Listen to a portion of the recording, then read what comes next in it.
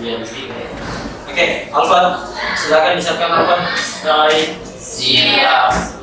Assalamualaikum warahmatullahi wabarakatuh. Waalaikumsalam warahmatullahi wabarakatuh. Rabbi zidni ilman warzuqni fahman. Rabbi shrah li sadri wa yassir li amri wahlul 'uqdatam min lisani yafqahu qawli. Baik, assalamualaikum warahmatullahi wabarakatuh. Waalaikumsalam warahmatullahi wabarakatuh. Baik, alhamdulillah rabbil alamin. Puji syukur kita panjatkan atas kehadirat Allah Subhanahu wa taala yang telah memberikan kita nikmat sehat, nikmat iman, serta nikmat kesempatan sehingga kita masih bisa berkumpul untuk melaksanakan suatu proses pembelajaran. Oke, baik, sebelumnya saya absen terlebih dahulu.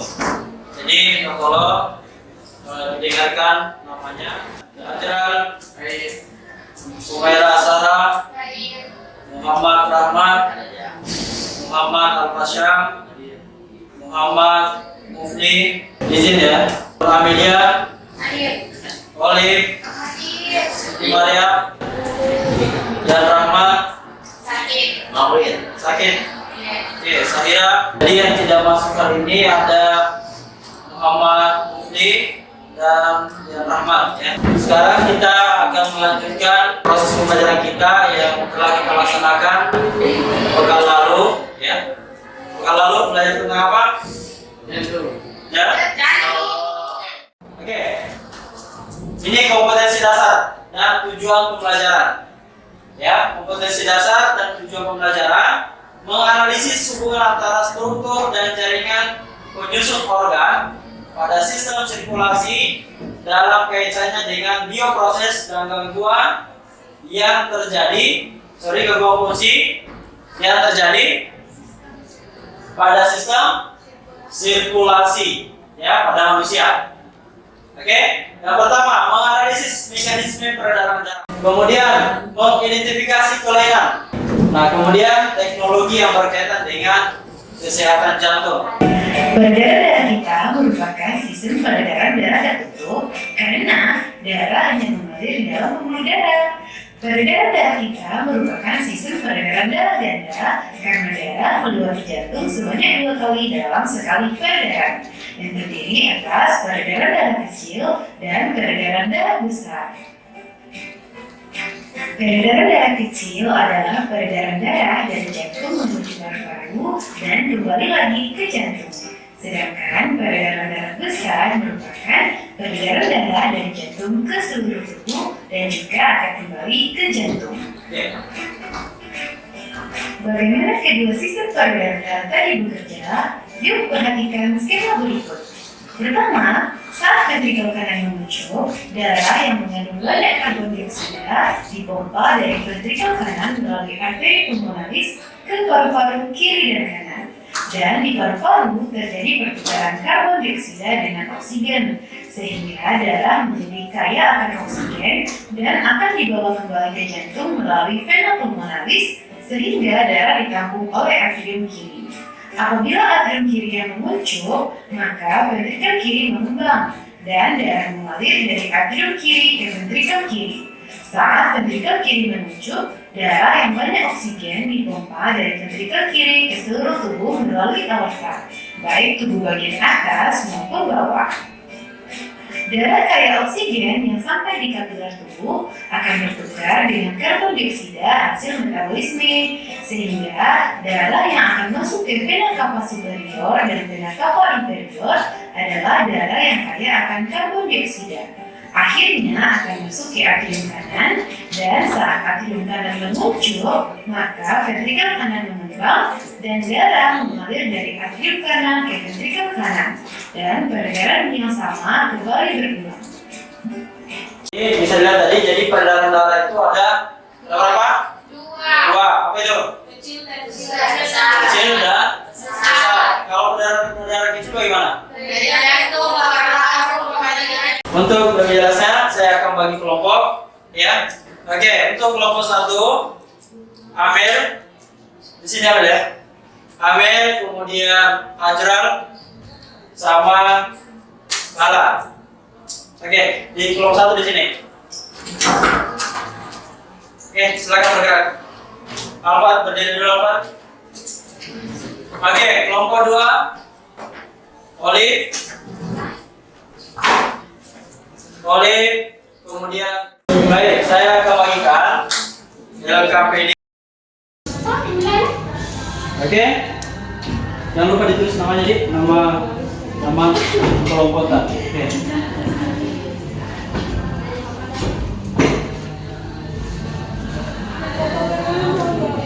Ya.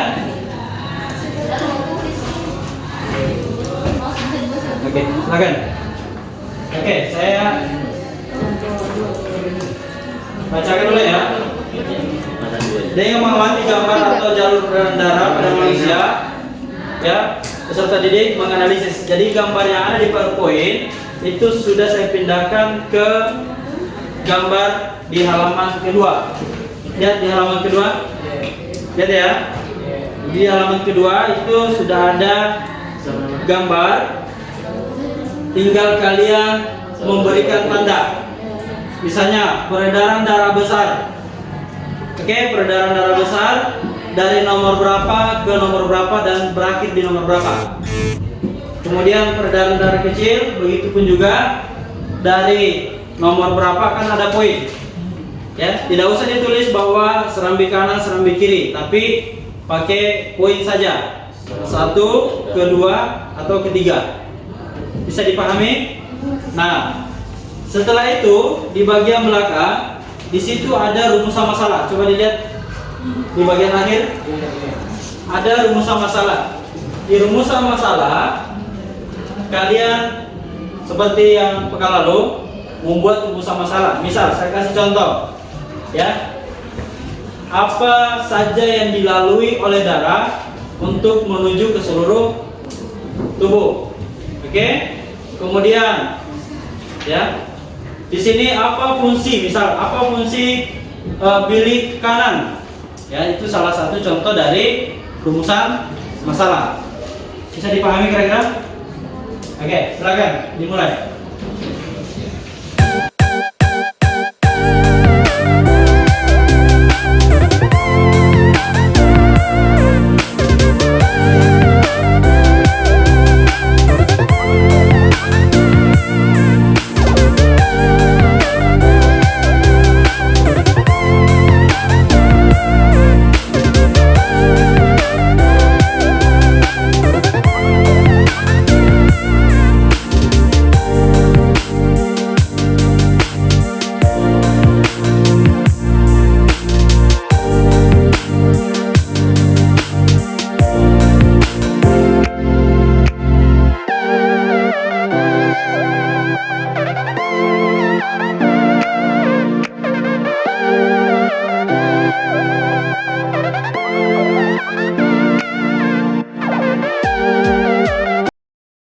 Pulmonalis itu dari mana ke mana?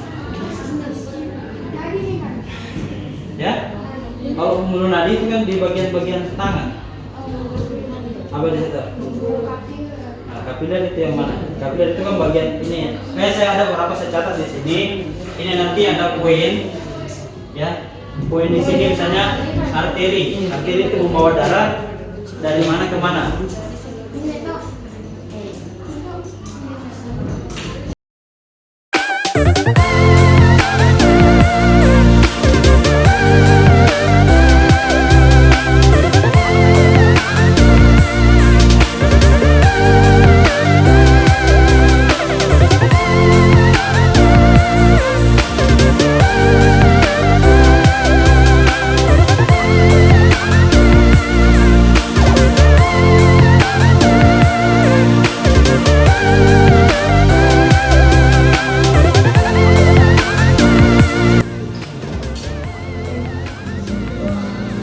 Oke, dan kalian juga bisa membedakan dari warnanya, nah. Ada kan yang warna biru dan ada abu-abu.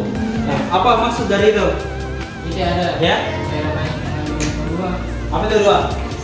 Oke, kalau yang warna abu atau yang karbon dioksida itu bedanya. Ya, jadi cari tahu lagi lebih dalam lagi terkait. Assalamualaikum warahmatullahi wabarakatuh. Waalaikumsalam warahmatullahi wabarakatuh.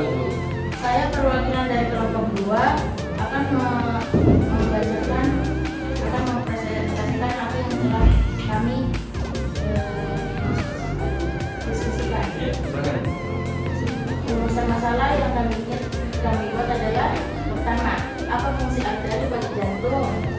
Dan yang kedua, bagaimana proses peredaran darah? Dan yang ketiga, bagaimana kerja jantung saat membawa oksigen dan karbon dioksida? Hasil ini sesuai dengan seperti yang dilakukan adalah: pertama, fungsi jantung, fungsi arteri bagi jantung ialah untuk mengangkat darah dari jantung ke paru-paru. Yang kedua, proses peredaran darah, yaitu darah dari bilik kanan dipompa keluar jantung menuju ke paru-paru untuk pertukaran karbon dioksida dengan oksigen. Darah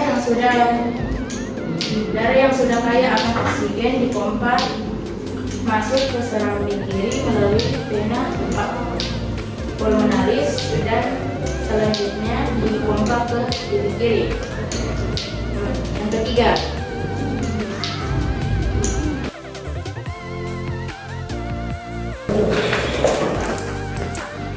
Bersalam ya. Assalamualaikum warahmatullahi wabarakatuh. Waalaikumsalam warahmatullahi wabarakatuh. Saya perwakilan dari kelompok 3 akan mempresentasikan tentang peredaran darah. Rumusan masalah 1. Peredaran darah pada manusia dikatakan peredaran darah. 2. Contoh gangguan pada sistem peredaran darah. 3. Akibat yang terjadi jika terkena gangguan pada sistem peredaran darah. Assalamualaikum warahmatullahi wabarakatuh. Waalaikumsalam warahmatullahi wabarakatuh. Perkenalkan nama saya, perkenalkan kami dari kelompok Romusa akan mempresentasikan hasil diskusi kami. Rumusan masalah. Nomor 1, kenapa peredaran darah dapat terjadi? 2, bagaimana sirkulasi peredaran darah besar? 3, apa saja pembuluh darah yang ada dalam sistem peredaran darah? Hasil investigasi kami. Nomor 1, karena dibantu oleh jantung serta pembuluh darah. Nomor 2, dari jantung menuju seluruh tubuh dan kembali ke jantung. Yang ketiga, arteri, vena, dan kapilyer. Hasil analisis dan evaluasi yang kami dapatkan. Nomor 1, peredaran darah dapat terjadi karena dibantu oleh jantung serta pembuluh darah. Mengutip dari modul sistem gerak dan sirkulasi. Nomor 2, peredaran darah manusia dimulai dari jantung dan dialirkan ke seluruh tubuh kemudian kembali ke jantung. Yang ketiga, dalam sistem peredaran darah, arteri adalah pembuluh darah elastis yang mengangkut dari jantung ke seluruh jaringan pembuluh arteri yang Tapi berbeda, apa yang diterima? Kalau atrium kanan, jelas ya. Atrium kanan, apa yang diterima? Darah dari seluruh tubuh. Oke, berarti dia sudah mengandung CO2. Sedangkan atrium kiri itu juga fungsinya menerima tapi darah dari pulmonari atau paru-paru. Oke. Albat silakan. Siap. Assalamualaikum warahmatullahi wabarakatuh. Waalaikumsalam warahmatullahi wabarakatuh.